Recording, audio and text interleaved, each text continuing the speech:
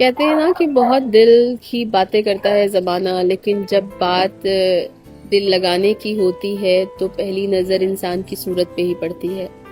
तो ये बात सच है कि इंसान सुंदरता और चमकती हुई चीज़ों के पीछे ज़्यादा भागते हैं।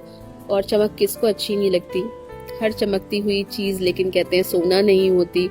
तो ये बिल्कुल जब इंसानों की बात आती है तो लाजमी है कि जो भी आपको लग रहे हैं, जो सामने इंसान है आपके, अगर आप उनके आदतों को अगर देखते हैं, उनकी हॉबीज देखते हैं, उनके पैशंस देखते हैं, and the way they follow each and everything, उनकी लाइफ, उनका रूटीन, उनका पहनावा, उनकी आदतें, उनके अचीवमेंट्स एंड कुछ भी, तो ये उनकी चीज़ें हैं जो उन्होंने ओवर द टाइम डेवलप की है, अचीव की है अपने लिए।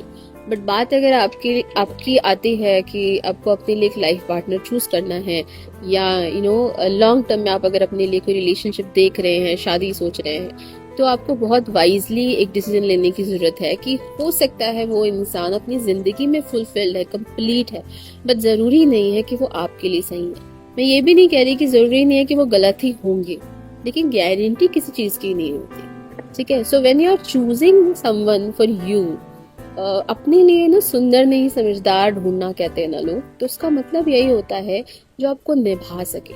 निभा सकने का मतलब क्या होता है? निभा सकने का मतलब होता है जो आपकी आपको समझे कि आप एक डिफरेंट इंडिविजुअल पर्सनैलिटी है, आपकी भी अपनी एक पास जर्नी रही है। मे बी होता है ना, हर इंसान एक जैसे नहीं होते। मेरी आदतें और अगले की आदतें सेम नहीं हो सकती। मेरे जो पास्ट एक्सपीरियंसेस है, लाइफ एक्सपीरियंसेस है, मेरा चाइल्डहुड जो है, एंड मेरे experiences with my family, my surrounding, my friends, my relatives, हो सकता है उनके बिल्कुल डिफरेंट हो, अपब्रिंगिंग डिफरेंट हो, कल्चर डिफरेंट हो, बिलीफ सिस्टम ही पूरा डिफरेंट हो।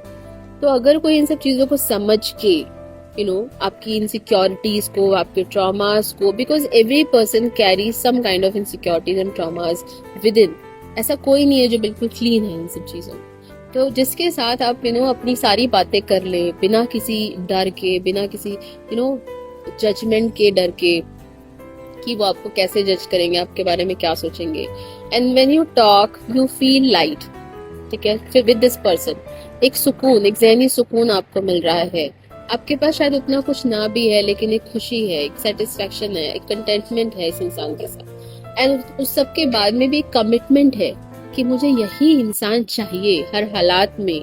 ठीक है, और यही सामने वाले की तरफ से भी आ रहा है। लॉ ऑफ रेसिप्रोकेसी कहते हैं इसे, कि आप जो दे रहे हैं वही